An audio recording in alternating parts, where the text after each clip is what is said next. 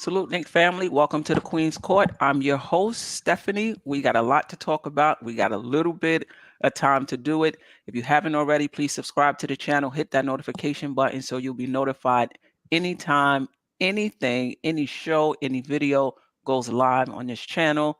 Let's get to it. Bringing our guests, Eru from Die Hard Knicks podcast and DJ Shuttle. All aboard. Well, I don't want to take that. I'm gonna let you do. Let me let you do that. No. All aboard is the universal greeting. So all right, you can introduce me with the all aboard anytime. All right, awesome. All right, we're gonna get right into it. Last week's games, the Knicks were 2-2. We played at Utah, at Denver, at Golden State, at Phoenix. We won our first two games at Utah. 118 to 111, then Denver 106 to 103. Remember, we got, I wouldn't say blown out, but lost by 10. Terrible defense against OKC prior to this West Coast trip. Apparently, they had a team dinner about holding teammates accountable, each other accountable. Then they go out, they beat Utah, beat Denver. Even though Denver was without the Joker and Aaron Gordon, I still thought it was a good victory. Then we lost at Golden State, who hasn't been playing that well overall, but was undefeated at home and still have Steph Curry. Then we went into Phoenix last night, and the Knicks hung with them. Still a top team, top 10 in offense and defense. The Knicks hung with them in that first half, coming back from 11-point deficit. But in the second half, they turned up the defense, and the Knicks just looked like they were stuck in mud. I'm going to get Josh in here. And then we're going to talk about our impressions from the last 4 games. Hello, Josh. How are you? Good evening, Queen. How are you, Eru, Shuttle? What's going on? Salute to the cat out there. Yep. All right. So let's just start with, the usual question. Let me see if I can move myself over here a little bit. Let's just start with the usual question. Your impressions for these last 4 games, anything that stood out for you player-wise, coaching-wise, game-wise that you want to talk about. Josh, we'll start with you. Then we go DJ Shuttle and then Eru. Well, just the inconsistency and the mediocrity of the team. I mean, listen, we win 2 games and then we lose 2 games, right? The story of the season, around 500. That's how I thought the Knicks were going to be in the beginning of the season, and this is how it's playing out, like right in front of our faces. Come back with a really good victory in Utah after the bad loss in OKC. And then we win for the first time in Denver in, I think, 16 or 18 years or something like that. And then we lay an egg to Golden State and we lay an egg to Phoenix. So just, inconsistency with the team. Hopefully they can be able to get back on the up trajectory tonight at 8 p.m. against OKC, but more of the same, and not just the team overall, but the inconsistencies within the players.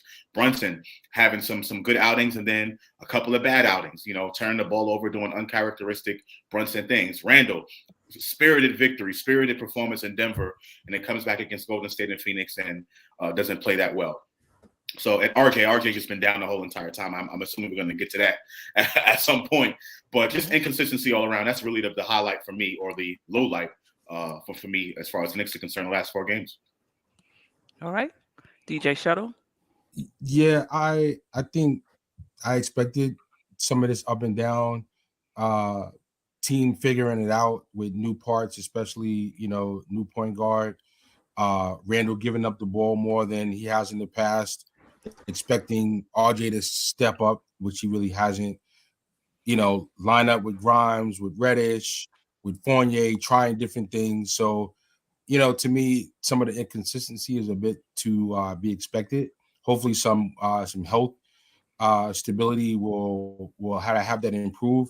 The one thing that you mentioned on the intro being the team dinner get together camaraderie, vibe that was led by Randall. That we would be remiss if we didn't pinpoint that part of that setting the tone. So for me, even though there's been inconsistency, I am encouraged by what I felt like was something to worry about coming into this season, and that being how Randall was going to mesh with the team, how he was going to be as a leader, things like that. So the fact that we lost 2 in a row is disappointing, especially how we lost them.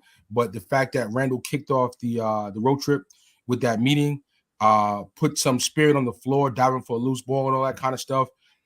I'm seeing something out of Randall that I was a little worried whether or not I would or not, and I'm happy to see that. And I think that more than anything is a positive takeaway from this road trip so far. All right. Okay. Ebro? What's going on, guys? Inconsistencies, like you said, we're actually in. If you call it the 10 games, we got the road trip and stuff, but take it to 10 games, we're still 5-5. So I'm like right in between. Are we gelling still, or are we just smelling? If I could do some Clydeisms here, man. So I mean, we got some new people in the starting lineup. Cam, we got Brunson. Ihart is in the starting lineup. He wasn't supposed to be. Grimes is hurt. He was slated to be possibly the starting shooting guard. Mitchell Robinson is the starting center. So we're missing 2 of our starters, and then of course Fournier is the other starter, the other rotation player. He's not even in the rotation at the moment. So there's quite a few things that we have to check just within ourselves watching, because I get upset. I get really upset, and I want to trade everybody. I want to trade this guy, that guy. But just if I could, since I'm not on my show, I'm on Steph's show, and I have to think a little more rationally. I think Oh, that really? yeah, I think the gelling. I think the gelling is more. It's more closer to be gelling than smelling right now. So I think as time goes on, I think we'll really find the answer. I just don't think it's time yet. Okay. I'm gonna let DN and Yo, what's good, hello. everybody? It's good. How are you? Peace to the chat, peace to the panel. Hope everybody's well. Yeah. Yes, we are. I don't know if you heard the beginning of the show. We basically just given our impressions of last week and what stood out for you, player, team, coaching Yeah. wise. So if you want to, you can comment on that. Yeah, no doubt. So you want to start with the West Coast trip? That's where you want to go? Yeah, right. Because I think that was the last. Yeah, these last 4 games. Sure, no doubt. We started off, I thought, defensive intensity and energy. I thought we started off the trip well. We went against a pretty decent Utah squad, even when most say they look at the tanking, but Coach Hardy's done a hell of a job with those young guys there. And came in, had a very nice win. There was still things left to the desired, but I thought energy looked better, intensity looked better. I always feel that's intangibles that any team needs to be successful in anywhere. Denver game, we understand Jokic was out, stuff of that nature, but I thought the team played their best defensive performance of the year. So I thought it was encouraging, was something to move forward. Then we went a couple of steps backwards. And we played against Golden State Warriors, who played against the Phoenix Suns, and we look like a team that has a lot to work on, a team that has a lot of cohesion to go through, a team that still has chemistry issues, communication issues, I think schematic issues as well. And I talk more about that on my show, but just to bring the point that there's been ups and downs on this West Coast trip, but there are some encouraging signs, and there's still a lot of things that have to be fixed majorly. And we're not even a quarter into the season, so let's see if they fix it up. Yeah. I mean, I have to say, for me, I feel, somewhat encouraged.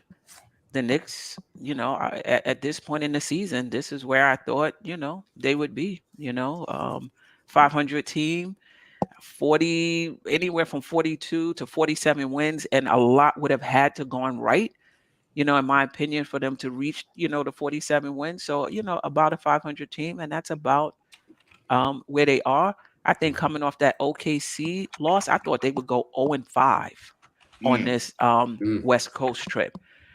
Every team we've played on this trip is better than, and that's just the fact of the matter. And we were able to get 2 wins out of it. But like all of you said, there's definitely some things we need to shore up, because you can lose, but it's the game within the game where you can really see, where the Knicks need to shore some things up. And as we talked about, there's many aspects to playing defense, rebounding, transition defense, perimeter defense, so many aspects of it.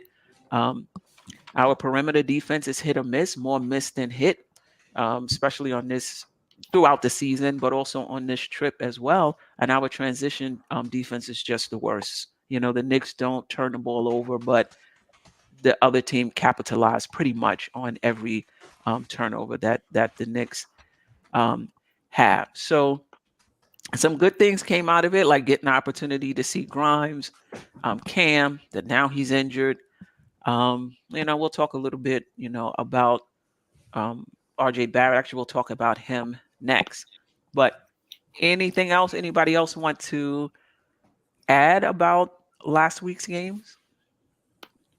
No, I do want to agree with you that coming off that OKC loss, I was not very encouraged going into this road trip. And if you'd have told me before the road trip started that it would be 2-2 going into a revenge game against OKC with a chance to go 3-2 coming out of this road trip, I would have took that. So, No, I would have thought you were crazy.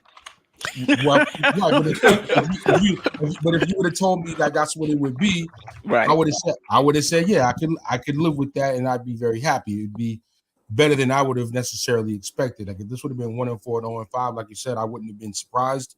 But again, kudos to Randall rallying the troops and them coming out those first two games very spirited.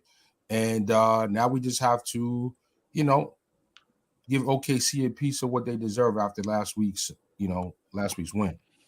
Let's see. I mean, we're going to be in OKC, and they'll be ready. All right, we got I have a lot of topics. I'm not sure we're going to get to them all, but I'm going to move RJ Barrett up a little. Please do. And listen, we all know he's not playing well. This is not even about whether or not he's a star or not a star. I think we've crossed that bridge already. It's not even about that. I'm just trying to get your opinion of what do you think is going on with RJ Barrett, because this is not his baseline, right? I think if anything, we expected him to take a step up, even if it was a small step. I don't think any of us expected what we're seeing now. So 2 questions. One, is this just an overreaction because prior to the 4-game West Coast trip, he was playing somewhat better? And 2, how do you explain, none of us know with certainty, but in your opinion, what do you think is going on with RJ Barrett? And we'll just go around, Eru, Shuttle, Josh, and D. You want me to start? Yeah. Well, I posted something on Twitter. You know when the Fresh Prince of Bel-Air, whenever Jazzy Jeff came over and whenever he said something wrong, you grab him and throw him straight out the door. That's what I would like to do with RJ at the present moment. Man. Just grab him by his shorts and just throw him straight out there off the team. Because I mean, he's not just missing shots and stuff like that. He's not just playing bad. He's basically doing what Randall does.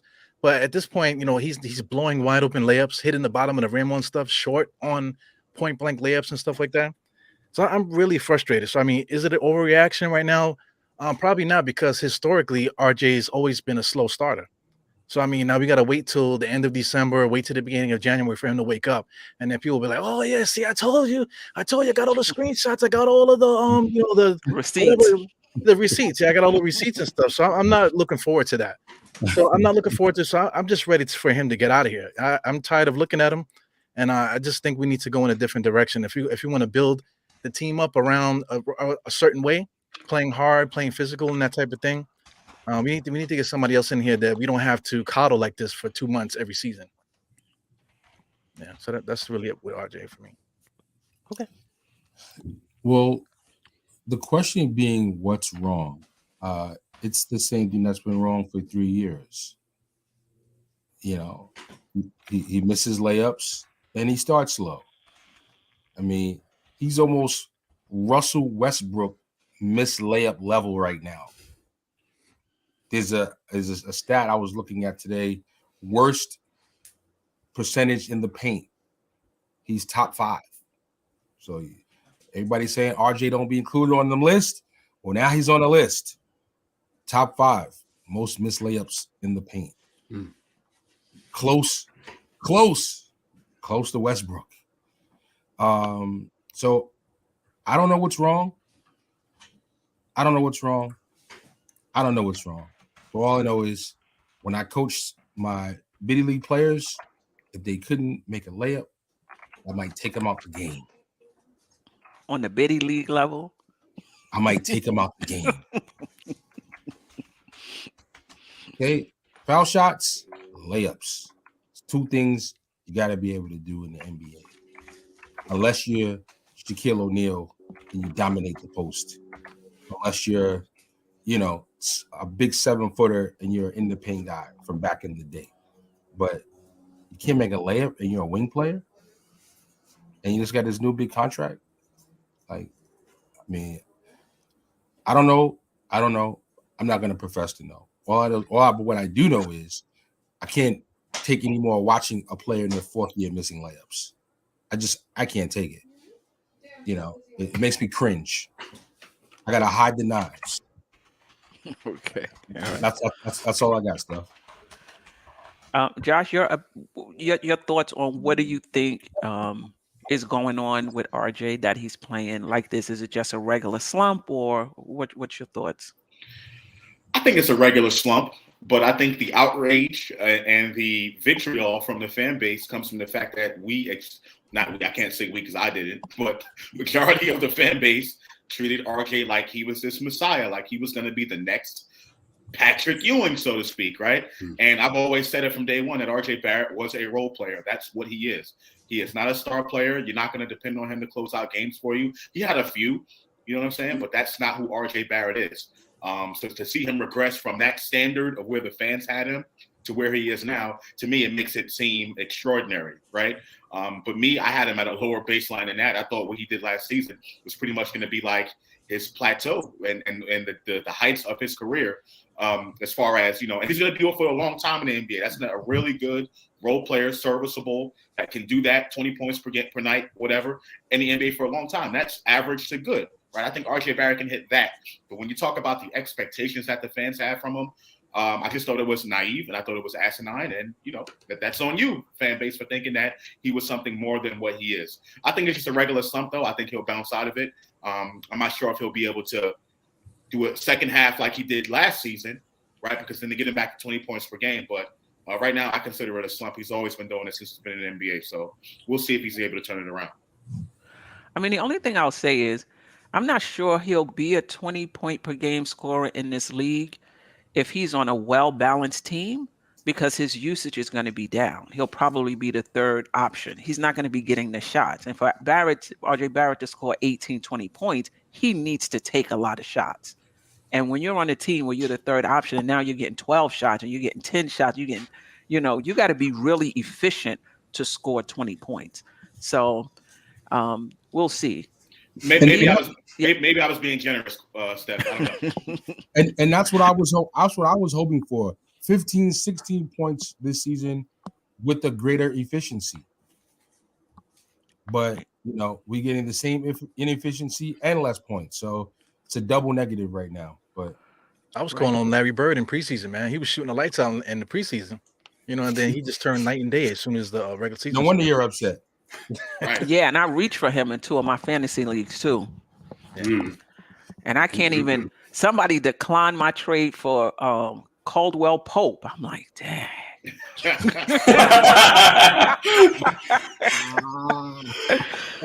But D, your thoughts on what you think is going on with RJ right now? Yeah. I said this on the show earlier. I said, is there something mentally, emotionally, spiritually going on with RJ Barrett where it's okay if you're shooting bad? It's okay you maybe have not gone into rhythm.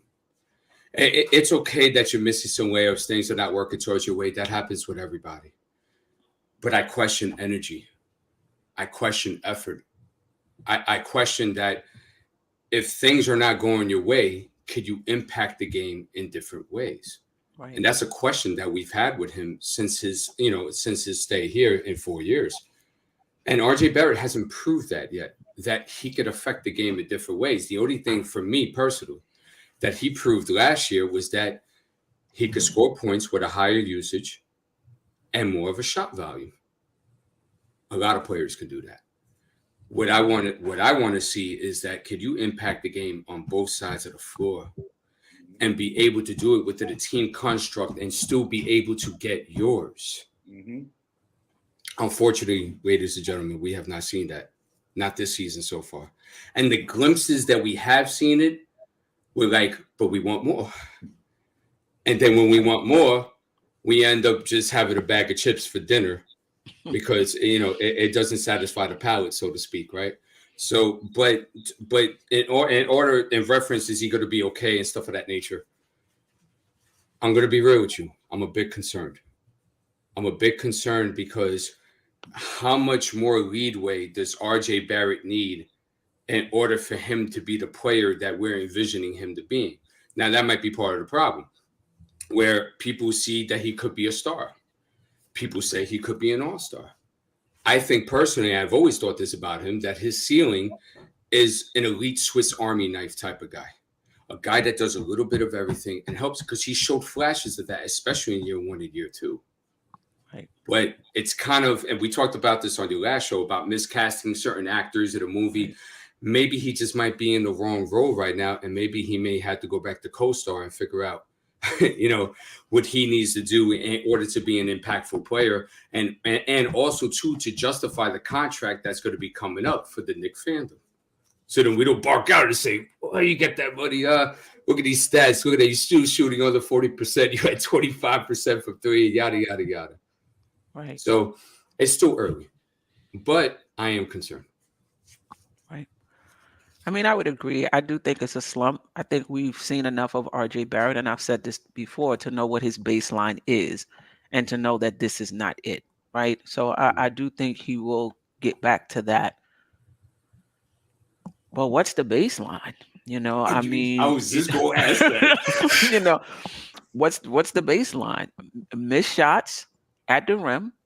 I mean, he's a little better, 54% last year, 58% now. I think 15th percentile last year, 39th percentile this year amongst those in his position.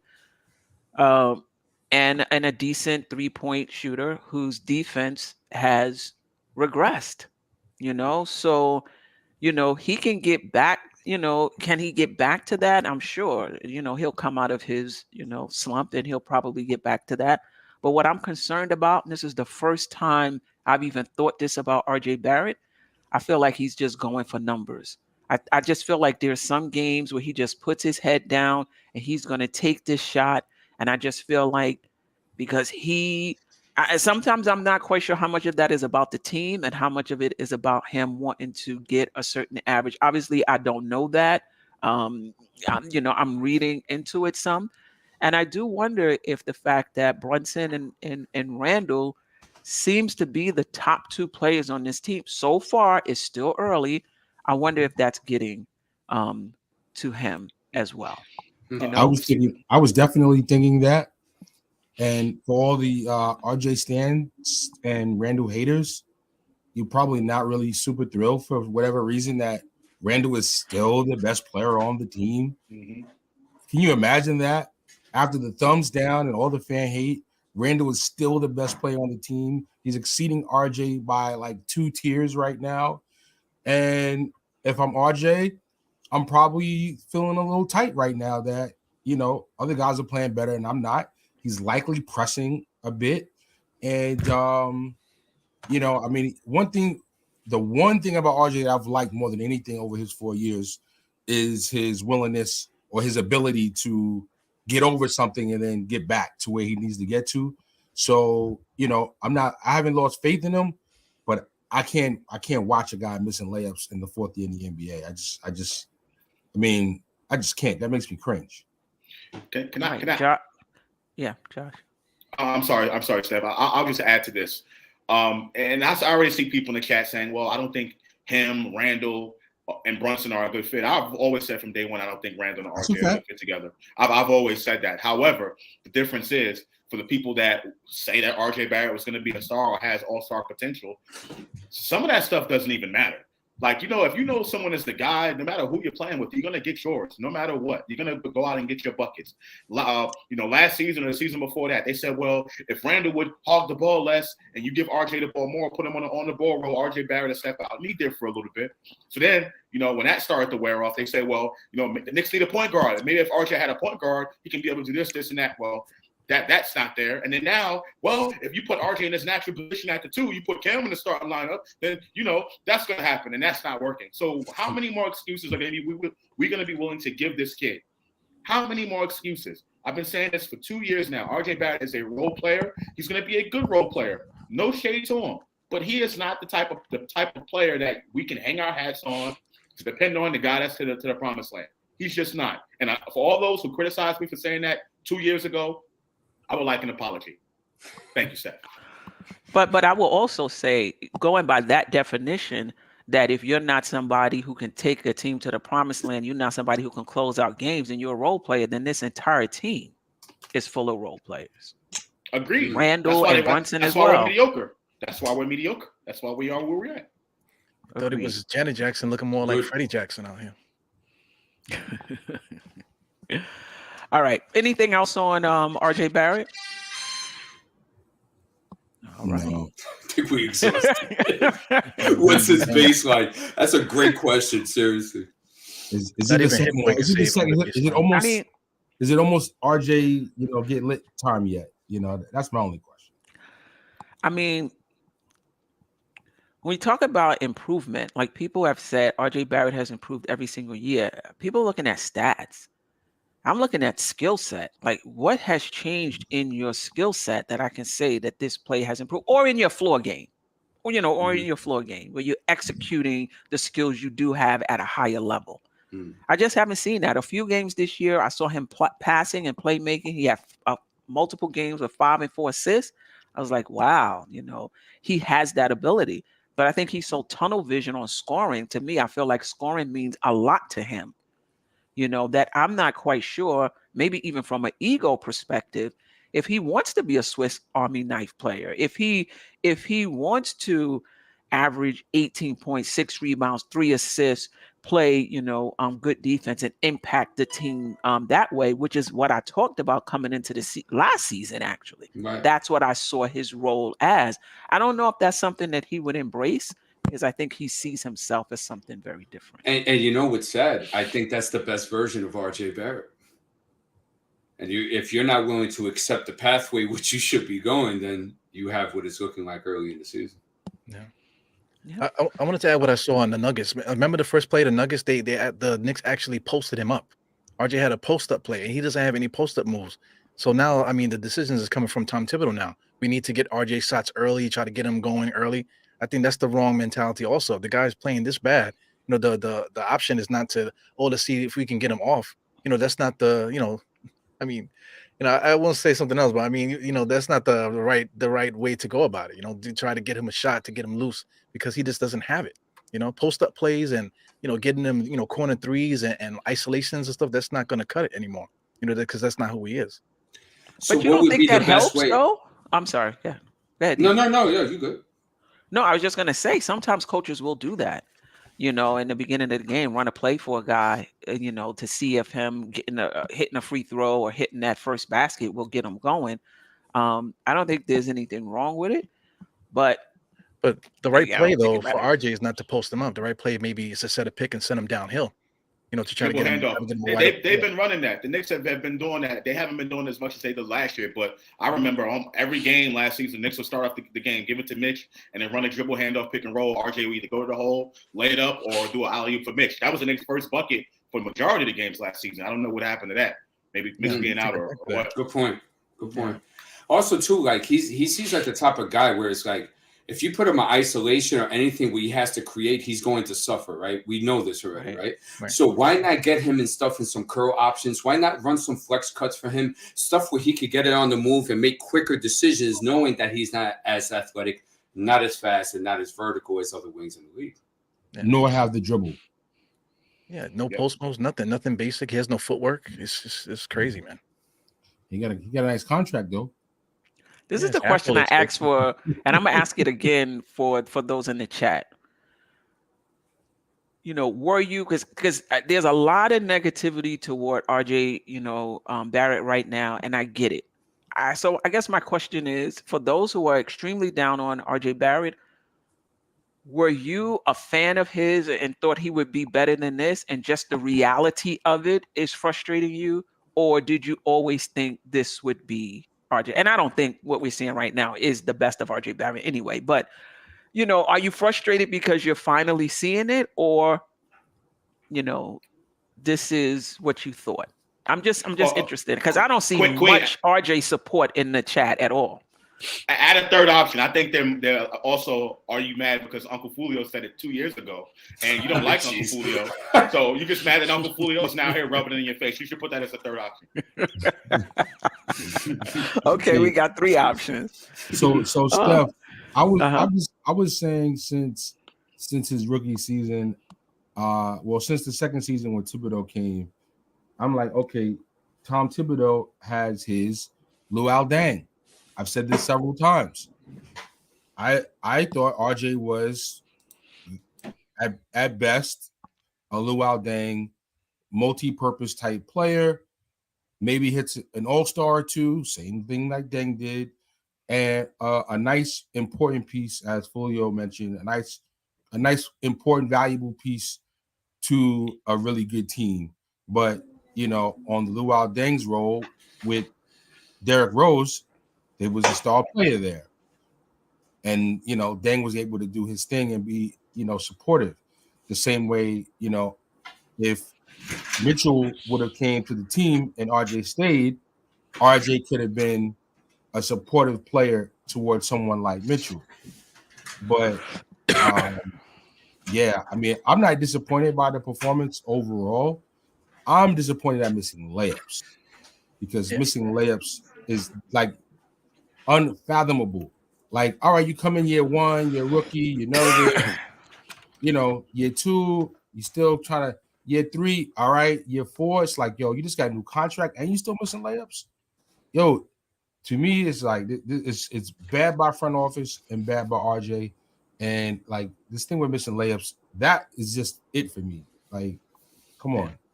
They're not even double teaming him. He's just going straight, and they just going like this. Let him shoot it. He got to prove that he can make it before you can play defense and stuff. So that's a bad thing too. If he's really like our quote unquote pseudo 1 or 2 guy, and we can't rely on him in offense, and he's not drawing a double team or anything like that, then what are we doing here right now? I mean, this is what I will say, and then we'll move on. We're not even talking about the leap, or not even a leap, an improvement, right? We're talking about getting back to baseline. Like in year 4, my expectation was that he would finish better at the rim, his free throw shooting would go up, leap. right, and that he would now shoot off the dribble. Like that was the next thing to his game, and that if you're not gonna even add shooting off the dribble, if you're more efficient at the 3-point line, you're more efficient finishing at the rim. Okay, we can take that as an improvement. But we're not getting any of it, and it's at year 4. This is your ceiling. That's a tough swallow for the Knicks, who signed him to $109 million, $7 million that people are saying is good, but right now that's not even looking good, in my opinion. But anyway, let's move on. Let's talk about Grimes and Cam. So just basically your thoughts. Listen, Grimes played 1 game, right? 30-something minutes. He looked really good. I'm focusing more on the skill set and the different things I saw him, do in the game. We need a larger sample size. But just your thoughts on what you saw from Grimes last game. And this may be a bit early, but just knowing how high the front office and Tibbs is on him, I'm wondering if Cam is out. Is Cam playing tonight, or he's still questionable? I thought he was out. My understanding is out. Okay, so if Cam is out a few more games and Grimes plays well a few more games, will Cam even see the starting lineup again? So those are 2 questions in one. It will if RJ sits down. I don't think that's happening. Don't get me started. Don't get me started. Go ahead, Cam's definitely been playing better than RJ, and I know it's like a quote unquote unrealistic to even think that would happen anytime soon. But if it did, present company would not be upset. I personally, for one, am not the type of fan to think that whoever's playing well right now should be the person to start. I'm not on that type of level. I think there needs to be some sort of consistency, and Tibbs has shown consistency since he's been here, with the exception of early on this season where he done some things that were like, wow, Tibbs is finally changing it up and doing something a little bit different. I think there needs to be consistency with this Knicks lineup. Whichever way Tibbs decides to go, because RJ's going to, I agree with you, Steph. I think RJ is going to be in that lineup no matter what. Whether you go with Cam, whether you go with Grimes, I'll be fine with it. Both of those guys can bring defense. I like Grimes a little bit more because of the shooting. I think he brings that spacing to the floor. I think he can definitely help the offense out, plus what he brings on the defense. So I would rather go with him. But no matter which way Tibbs decides to go with, I hope that he sticks to it, because you can't go by, every game I'm going to change the lineup up because this person didn't play well the last game. There needs to be consistency, no matter which way Tibbs decides to go. But let's be honest, though, Josh. If RJ doesn't get the contract and he's playing this poorly, he's not leading the team in minutes. Would you agree? Oh, 100. I mean, he shouldn't be leading. He shouldn't be leading the team in minutes right now. Hell no. He shouldn't be leading the team in minutes right now. Listen, everyone wants to be like, well, if these young players would have had more minutes, that they would be able to develop more. RJ's led the team in minutes for the last couple of years, and we're still talking about the same things in year 4 that we did in year 1. So I agree with you. It shouldn't be, RJ leading the team in minutes. He shouldn't. He should come out of the game way more, in my opinion. I think that happened this year though, because at the first few games he played decent.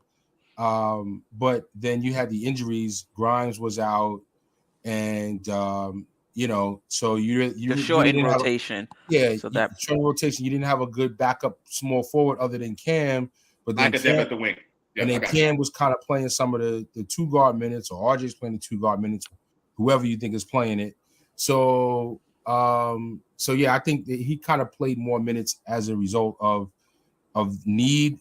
Versus if now Grimes is back healthy, Fournier's healthy, Cam's all healthy, I think we will see RJ may start, but the minutes may fall back a little bit. I mean, he's only averaging 33.9 minutes on the season, which is less than last season. But I think a lot of that is because he sat the past few fourth quarters.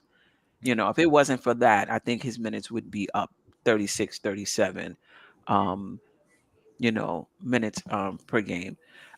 Any thoughts on what you saw from Grimes and his extended play? And I agree with you, Josh, in terms of consistency. But yeah, any thoughts? But I mean, if I can add to it, I mean, if you're talking about building a starting lineup that works together, I think RJ and Randall, they just do the same things. RJ's running as the 3 defenders. So is Randall. The guys are blind in the left eye, and they can't see the guy in the corner. They're all doing the same stuff. The guys can't create. Neither one of them can make layups. You know what I'm saying? You can't go to either one of them to create a bucket. So, I mean, if you want to talk about just putting a better team together, I like the way what Grimes is doing, for the simple fact that he has a great first step, man. He gets the ball and he just gone, man. He can get all the way to the rim. Sometimes he goes all the way baseline and then he doesn't know what to do with it. He's like, oh snap, I'm here. So I mean, I feel like there's something there. There's something there where he's getting high assists and stuff. He's finding his teammates. But once he figures out that he has that first step and he can get open like that, I think that might be something that we can develop as a player. Then Cam Reddish, he's doing something different than everybody else too. He's a 3-and-D, but he adds slashing. He can create a little bit if he gets his confidence up. So I mean, having Randall, Brunson, Grimes, and Cam as like a it just mixes better. Like on the flip side, if you bench RJ, you have RJ with Quickly and OB and whoever else, maybe Hartenstein when everybody's healthy, then it makes a little bit more sense. I think RJ will be a little bit more comfortable. He rebounds well. He's a little bit more physical, so it takes a little thing off for OB, because sometimes when OB comes in, he's kind of like by himself off the bench there a little bit, on the inside. So I mean, I'm looking at balance, because I don't like none of our players. I don't think any of our players are good. So why are we acting like they are? That's my big problem with what's going on with the Knicks. So I mean, it's unfortunate that we paid RJ the poison pill right now. But I mean, right now with the way this team is going, I would like to see him come off the bench, and then just see what we got with Cam and Grimes together now that Grimes is healthy, and then just go from there. I mean, this is what I'll say about him. I'd love to see that quickly. This is what I'll say about him coming off the off the bench. I was not in agreement with him coming off the bench in earlier in his career, and I think if he's coming off the bench now, it's because this is a poor defensive team, right? So that would be my only reason. Cause if you're in a slump, you're in a slump. To me, that's not a reason for you to go to the bench because you're in a slump. You got to play through it and work your way through it. The only reason I would consider it is because we're not a great defensive team. Brunson, as hard as he tries, he works hard to work over screens, get back into play. He's not a great defensive player either. So if you can put a Cam and a Grimes at the wing, that helps us as a team, and it also helps Brunson. That's the only reason why I would consider it. And in that second unit, he would still get 32, 33 minutes. So there would be times when he would be running with that first unit as well. Like for me, it's not a demotion. For me, it's not you're slumping. You need to go to the bench. For me, it's just about strategy. We're terrible defensively, and we need to put our best defensive players. And unfortunately, both of our power forward players, are not good defensively. Otherwise, if we had another power forward that we can put there, that would be great too to shore up the lineup. But pick them between Randall and Obi, and Randall more for not necessarily ability, but willingness to stay after it for 40 minutes a game. Strategy. I like what D said. Strategy. That's all it is. We got to develop a good strategy how we can go forward. Because I mean, benching RJ is not saying that he's like Fournier trash, get him off the team, that type of stuff. It's just that put him in a different role where he could be a little more loose, and then we can utilize him better. He'll still get his 32 minutes a game, but just logistically, we just need to loosen it up a little bit where other guys can be successful, not just RJ. Yeah. And Eagle, and what's funny too that. And the problem with our organization, what's probably plagued us for like 2 decades, is the fact that we'll choose public perception as to what it looks like as opposed to strategy, as to what is best. And I think, we're seeing another case of that possibly. Yeah. One thing I'm learning about Tibbs, and I'm reading into this, Tibbs going to let you hang out there to dry. So like when he makes the move, it's clear that the move needed to be made. I feel like that's what's happening with RJ. Like he's getting every opportunity so that when he does make the move, nobody is gonna, nobody's gonna argue. And we talked about that last week, Stephen. We said it's better off going it that way so that nobody can say yay or nay about it. It's perfect proof. We have evidence stacked up for this many games. This man deserves the bench. Well, even if he doesn't get the bench, I mean, you could kind of bootleg bench him by just taking him out after 6 minutes in the first quarter. Remember how they used to do Elfrid Payton? They used to let him start in 2 minutes into the game, then he's coming out. I mean, it might have to be something like that. But he wouldn't hardly come back. He would only play first and third. Yeah. I don't think they're gonna do RJ like that. All right, people wouldn't be as a roar with Elfrid Payton as opposed to RJ Barrett. Yeah, that's crazy though. We're gonna Sorry about that. Paris Doug, appreciate the super chat. Do you know how much crap opponents are talking to RJ? I know I would get in his head for being $100 million bust like they did Allen Houston the first year. Yeah. All right. Because I want to leave some time to talk about next week's games. You have Can thoughts I talk about Grimes real quick? Oh, yeah. Sorry. And Josh, did you talk about Grimes or? I mean, no. Everyone already knows how I feel about it. I think Grimes should be in the starting lineup, but I would, because of image, I don't think it's going to happen. Okay. Just quick about Grimes. Grimes does things intangibly that you look for in your perimeter players in a modern NBA. He knows how to fight over a screen. I don't be facetious here. Like he knows how to fight over a screen. Okay. He understands how to communicate defensively. He knows where guys are supposed to go. You need that in today's NBA. The space is just too wide open. There's too many gaps. There's too many lanes. Everybody has to be on a string, literally, on defense, and he provides those type of things. He makes quick decisions, right? And Mike Breen or whoever thought about it yesterday. I've been called this out since last year. Last year, he was the only player on the team that knew how to make a pocket pass at the pick and roll. Okay, but nobody talks about that. And you saw yesterday, he gets into the lane, he attacks the closeout real early, and he makes sound decisions. He sees the 2-on-1s, and he goes ahead and he works with that. You love that. He only played 30 minutes. I mean, he played 30 minutes yesterday for the first time all season.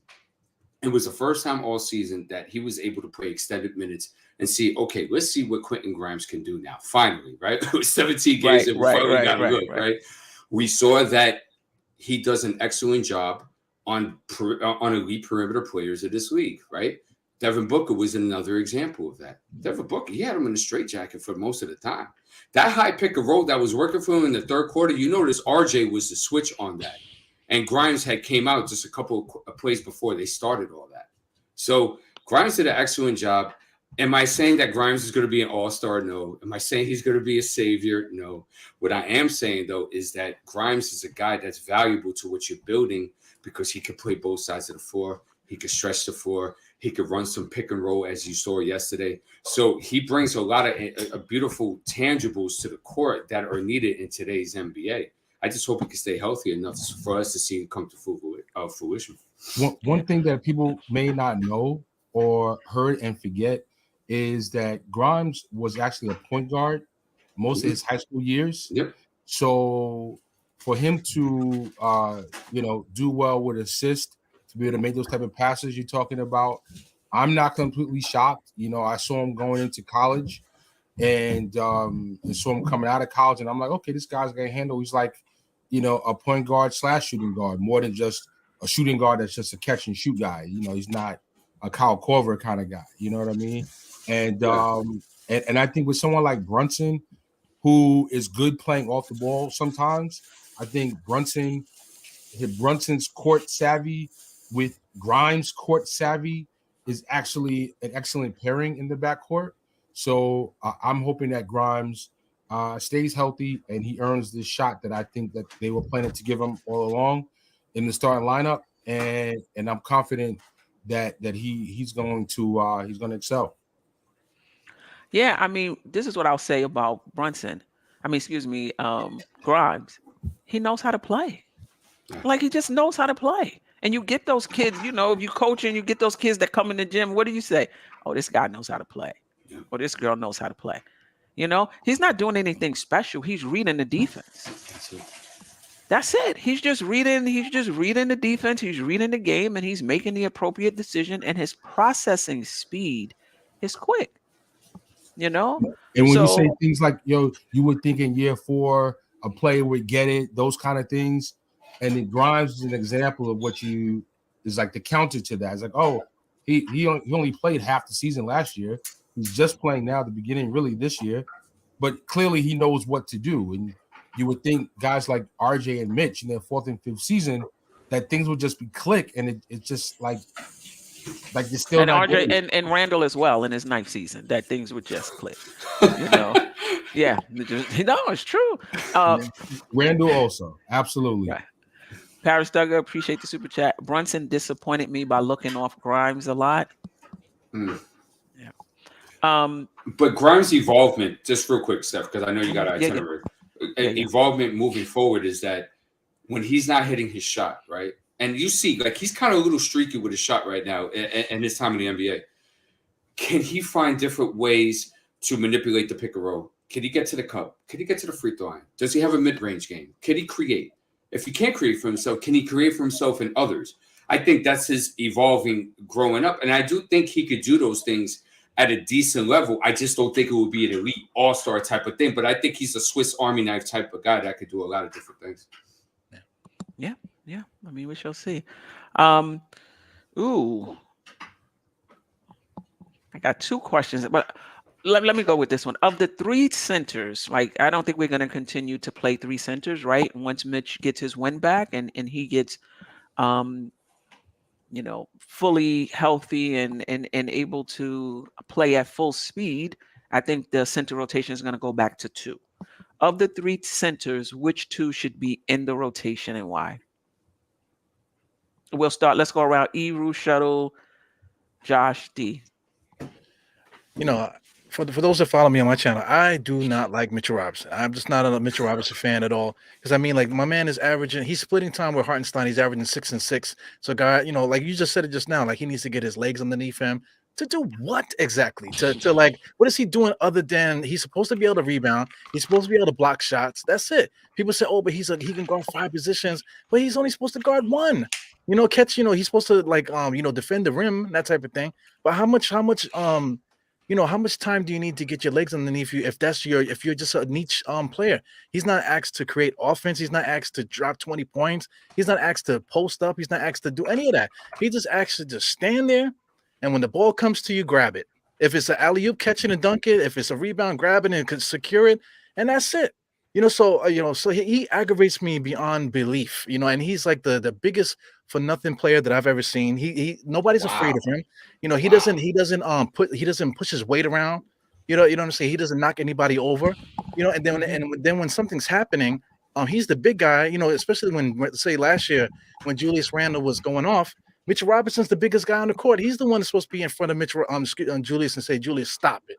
You know, not somebody else. You know, so I just do not like this kid. You know, I was praising him in the preseason, same thing, just like I did RJ. But I'm just not a fan of his, man. So that's my you know, Mitchell Robinson rant. So I would like to see Jericho Sims because in the beginning of the season, I circled a couple of players that I figured that could replace Mitch. I think Hartenstein was one of those guys I had circled on my own imaginary paper. You know, that Hartenstein could come in here for X amount of money. That I believe in what Jericho Sims can do.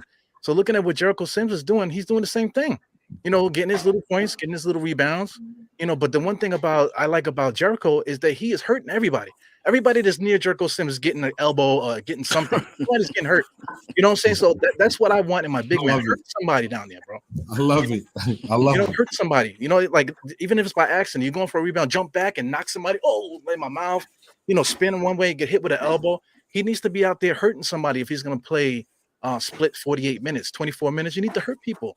You know, Mitchell Robinson to me doesn't do that enough, and I just do not like Mitchell Robinson at all. So if it was up to me, you know, Mitchell Robinson, you know, we wouldn't have signed him. But at this point now, he's on the same boat with RJ and some of these guys that maybe we need to put them in a bag. You know, UPS, call Amazon and ship them from somewhere and see if we can get a return for these guys, man. Well, all right. Don't hold back, Ebro. Let it all out the next time. Yeah. How do you really feel? Right. I gotta say, I don't feel a lot different than you know about Mitch.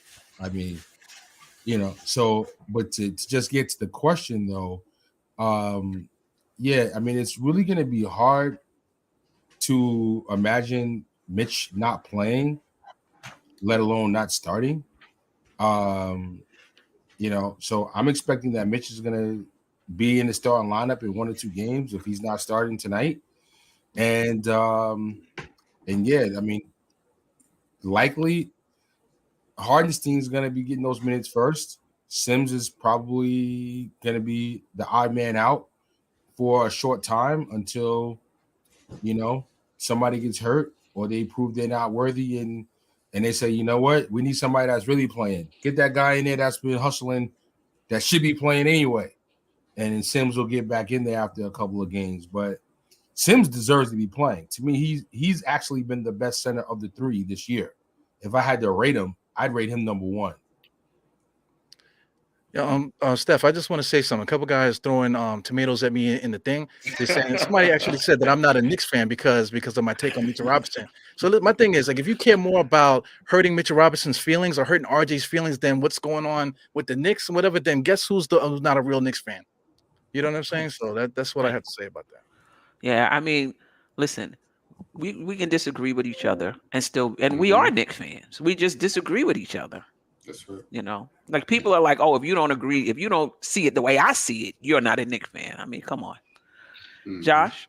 Yeah, real quick. Ebro, I mean, I appreciate the passion and the controversy, but I do disagree with you here. I do think, and it's not, you know, I understand why you feel the way you feel. I wanted the Knicks to draft Jericho Sims. I didn't want them to give Mitchell Robinson a big contract. And it wasn't a big contract. I didn't want them to sign him, period. But I think in this situation, the answer is still Mitchell Robinson and Isaiah Hartenstein, and I'll give you my reasons. Mitchell Robinson still does one thing really well, his ability to affect shots at the rim. he still does that at a very, very high level. He also rebounds the ball offensively, offensive rebounds. One of the best 2 offensive rebounders in the NBA, him and Steven Adams, does that really well. So I think it has to be Mitchell Robinson there. I know he's not giving us offensively. I've been saying that for the last 2 years as well. But I'm willing to, I guess, sacrifice that offensive play. Been playing much better with him out there on the floor, with Brunson now as our point guard.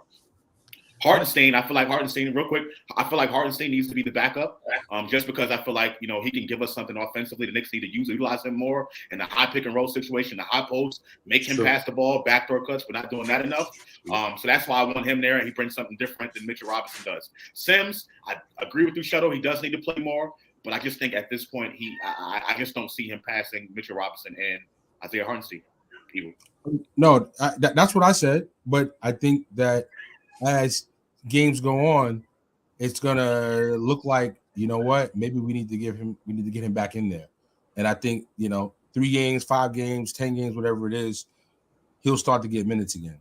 Well, he's the perfect insurance policy. I'll put it to you that way. Mitchell Robinson is not guaranteed to be healthy, right? We all know the problems that he has, and foul trouble if that happens. So he's a perfect insurance policy. So we'll see. Agreed. What I was going to say about the rebounding is that at the time when Mitchell Robinson got hurt, him and Hartenstein was literally averaging 4 offensive rebounds at the same time. So people are saying that Mitchell Robinson is this offensive rebounder, which he is. But at the same time, when Mitchell Robinson got hurt, if you look at the stats, they both were averaging 4 offensive rebounds per game. Mm-hmm. The only thing I'll say about that is, but their minutes are almost the same though when they were both playing. Yeah, right. So. The other thing I'll say though, with Mitch offensive rebounds, he puts them back. Yeah.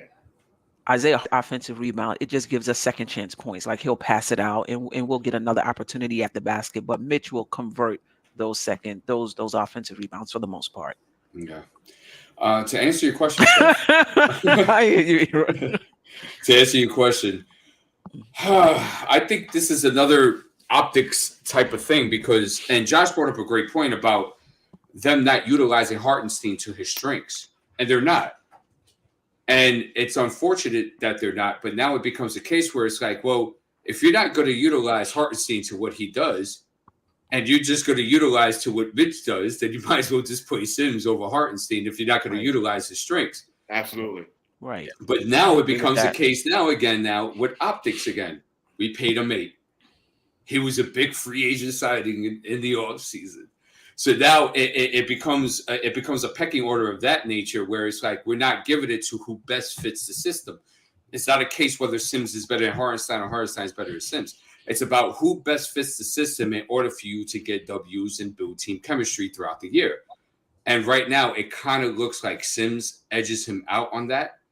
And it's just because he does a lot of the same thing. Now, of course, Mitch is by far the best interior defender on this team as far as the setter a pecking order.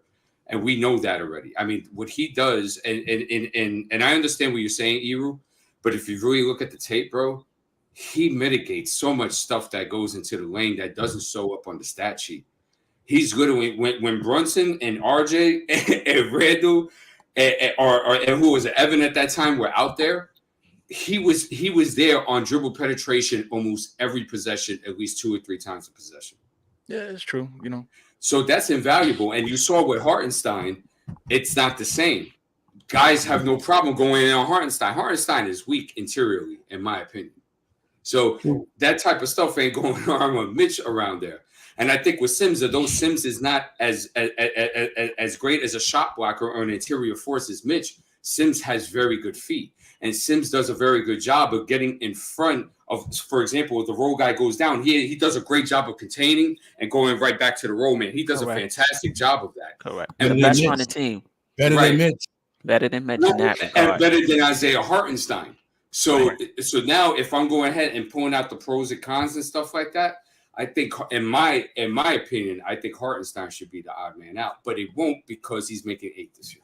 Right. Well, you talking about pick and roll defense, right, D? That's what you were talking about just now? Yeah. Great point. Excellent point. I totally forgot to mention that about Jericho Sims. No doubt. Yeah, no doubt about it. For me, it would be Mitch and Hartenstein, and this is what but I get it that it's a tough decision. If you want 48 minutes of defense and hardly any offense, then go with Sims. Like if If you're getting everything you need offensively for those other 4 guys, and you just need a defensive presence for 48 minutes, pick and roll defense, perimeter defense, shot block, and rim protection for 48 minutes, you go with those 2 guys. No, and you're gonna have it. And especially that's your system. Right, no doubt about it. But for me, my hope is that they utilize Hartenstein properly. I get it, in terms of defense, he's a position defender. He's going to get to his spots, but they're going to make it over him anyway. He's going to get there. As far as rebounding, you're going to get the rebounding. But in terms of how the offense moves when you're using him correctly on those backdoor cuts and things like that, that would help the Knicks as well.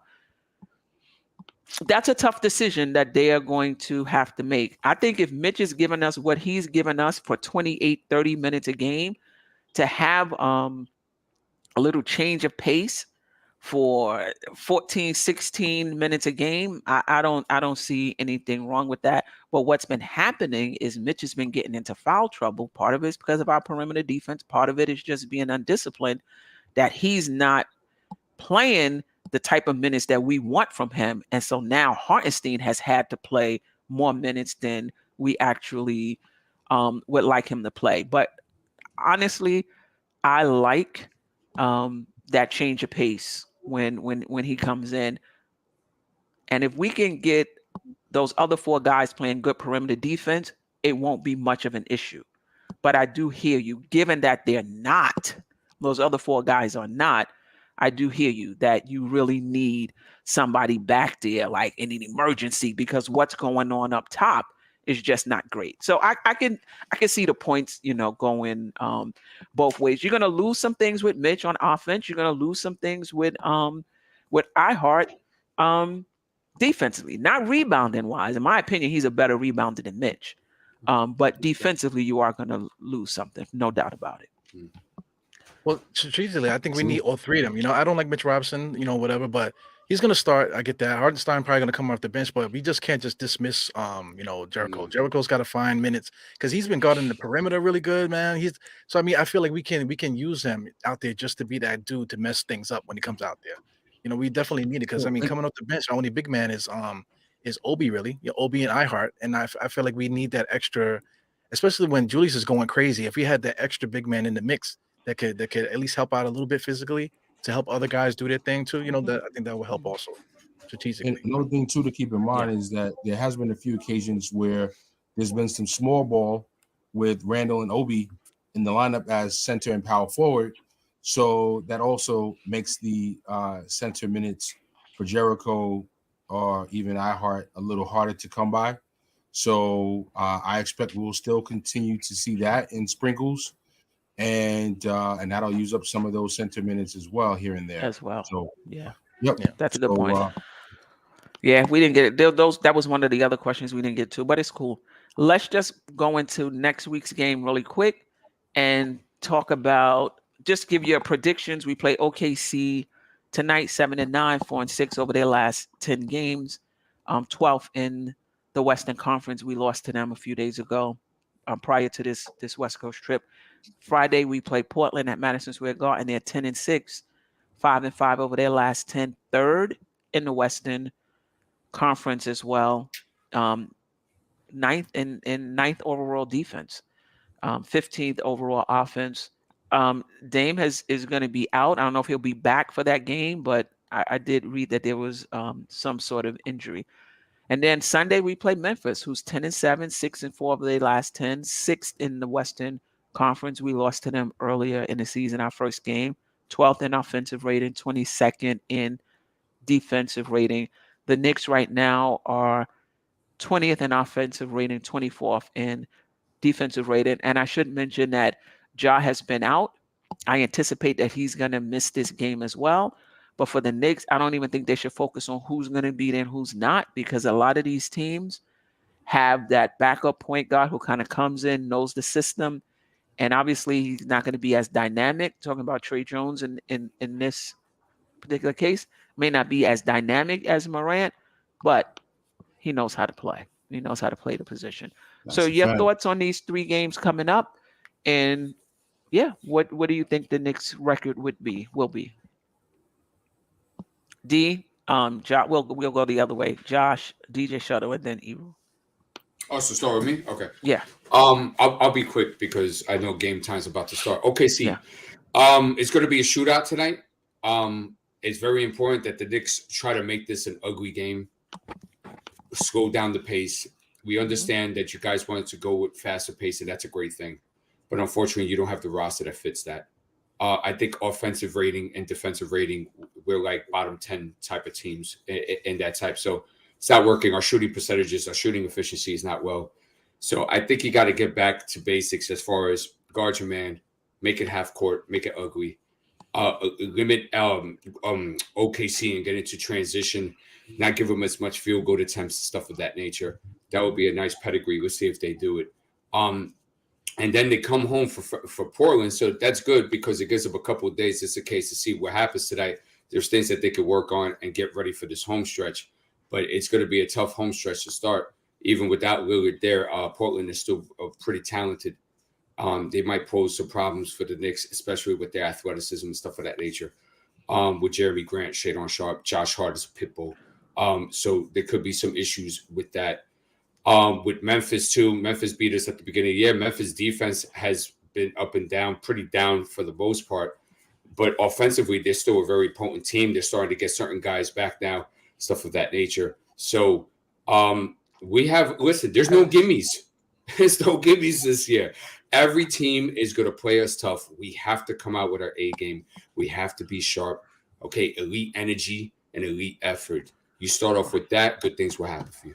Yeah. So if we can just give our predictions for the week, I'm going forward. We only have 3 minutes. And yes, it's Tyrus Jones, not Trey Jones. Josh?